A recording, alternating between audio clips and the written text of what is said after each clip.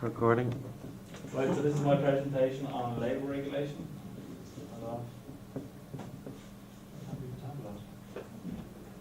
Stop it.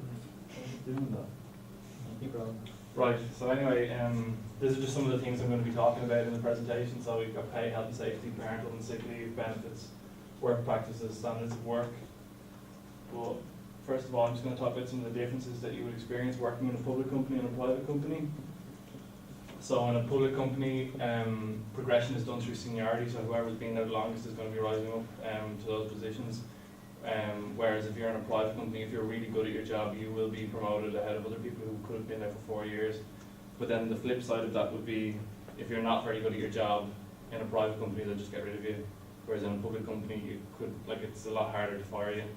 And so that's part of job security as well. So, like I said, a public company is, it can afford to make a loss because it's funded by public money, unlike a private company, which is set up to make money. So in a public company, if it starts making losses, there's a chance that you could be kept on. Whereas in a private company, if it starts making losses and if they cut the budget, there's a high chance that you'll be fired. And a public company will be much more flexible to you, whereas in a private company, if you can't do your job for whatever reason, they're not flexible, it's just you gone and you'll be replaced. And then unions, so in a private company, there's not always unions, but the film industry is highly unionised. But an example of a private company that doesn't accept unions would be Ryanair. So if you're a part of Ryanair and you want to join a union, that's it, you're just gone. Whereas Aer Lingus is heavily unionised. And for vacancies, a public company has to advertise vacancies and has to interview everybody that applies. Well, not everyone, but it will have to interview a lot of people because it's funded through taxpayers' money. And it is to avoid accusations of nepotism or just like a jobs for the boys attitude where people are just given jobs because they know people within the organisation. Whereas with a private company, that doesn't really matter because it's the shareholders' money that's at risk. It's not private, it's not public money, so they can pretty much hire whoever they want it. So then I'm going to go on to pay. Just RT and TV3 are the two companies I'm looking at. RT being the public one and TV3 being the private one.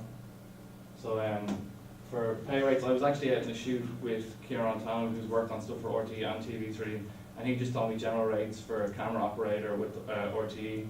So if you're a trainee camera, you could be getting 700 a week, a focus putter could be getting 1,200, camera operator 1,500, and DOP 2,000 euro a week. And then with the TV3 shoot he was on, it was a good bit lower, like a trainee camera operator getting 500 euro a week compared to 700, focus putter getting 900, camera operator getting 1,200. And DOP getting 1,500 a week, so there's quite a difference there between those two. And then this is just a general rate that was provided. I think it was by SIP2 and some film organisation. That was just general guidelines for rates that they put up. So yeah, there's quite a difference between working for a private company and a public company in terms of pay. Like, as I said, the ones looking out to make a profit at TV3 are obviously going to be trying to pay you as little as they can while trying to produce something that's going to make money.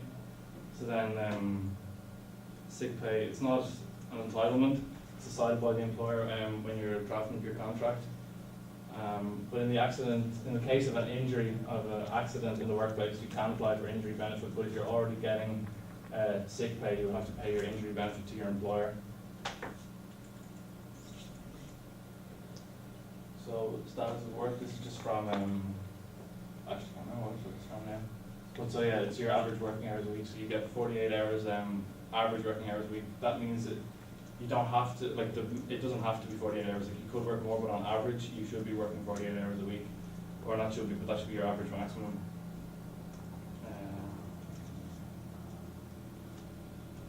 Yeah, and if you're working that, you're entitled to 11 hours rest per 24-hour day of work.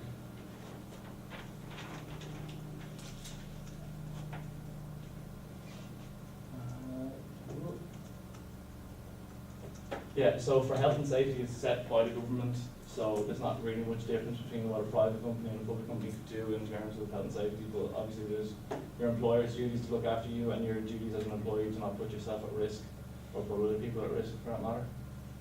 And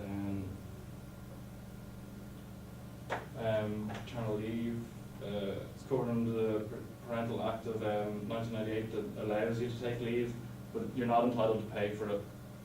And then there's maternity leave, which is, you're not entitled to pay, but you can claim maternity benefit, which is decided by a certain number of your PRSI payments that you've made over time, so it will come out of that, so it's calculated by how much you earn. And you can go on maternity leave, but you're not entitled to pay for it either. And then just benefits, so I had a look at the two websites, and on TV3s it's very much, well, this is their career section, but in RTEs they tell you to have a specific section for benefits. So as you can see, your work for RTE seems great. I mean, there's a sports club, for God's sake, like, sounds absolutely brilliant.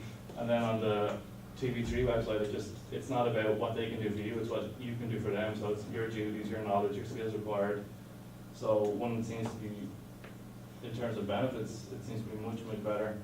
But then again, it's a private company, it's trying to make money. Public company, it can operate at a loss.